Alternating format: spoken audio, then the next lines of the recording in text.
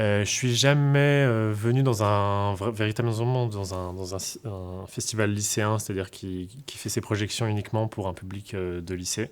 Mais les actions culturelles du festival que j'avais quand j'étais à Angers, parce que je viens d'Angers, elles m'ont beaucoup aidé à m'intéresser au cinéma quand j'étais petit. Et ça a été vraiment une porte d'entrée quoi, pour essayer de comprendre ce que c'était, voir des courts-métrages et ouais, comprendre un petit peu ce que c'était que faire un film.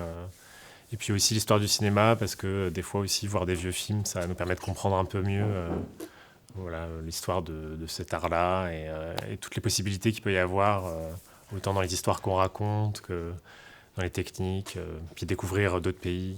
Bref, c'était une vraie ouverture, quoi.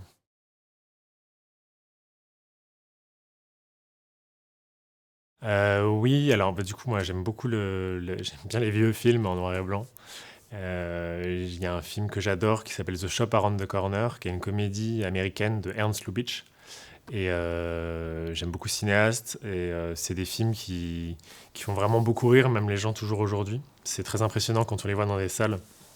To Be or Not To Be aussi, qui est un film de ce réalisateur-là, réussit enfin, à créer une connexion comme ça avec le public d'aujourd'hui et ça m'a toujours fasciné. Et The Shop Around the Corner, c'est un peu un film pilier de la comédie romantique. Et j'avais envie d'en faire une aussi, et je me suis toujours dit que c'était un film qui était très contemporain, parce que ça raconte l'histoire de deux collègues qui se détestent, mais qui, sans le savoir, ont une relation épistolaire amoureuse.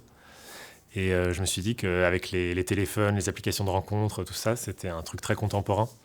Et donc c'était le point de départ de cette histoire.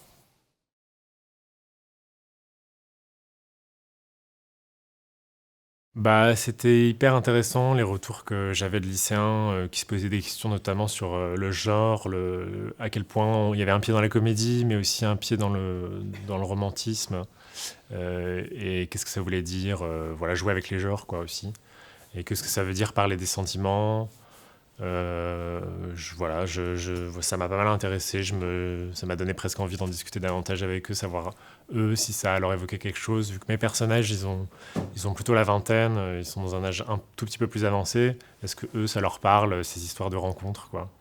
Et est-ce qu'ils se projetaient dedans, et est-ce qu'ils se projetaient dans ce rapport au téléphone aussi, voilà, la drague par téléphone, quoi, qui a aujourd'hui sa place, quoi, aussi dans une manière de rencontrer quelqu'un, quoi.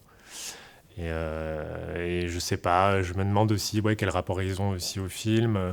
Puis il y a cette référence un peu hollywoodienne qui est pas vraiment là, mais qui est un peu saupoudrée quand même dans la façon dont on a filmé, dans l'univers un petit peu du film, qui a un côté un petit peu papier glacé comme ça, un peu pop.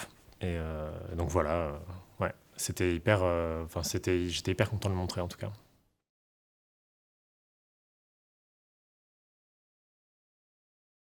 Bah, on m'a posé une colle quand on m'a posé la question par rapport à mon film la dernière fois. Et moi, dans mon travail, je dirais que la frontière, j'aime bien poser la question de la frontière entre deux personnages, entre deux personnes, et étudier ce que c'est que le phénomène de la rencontre.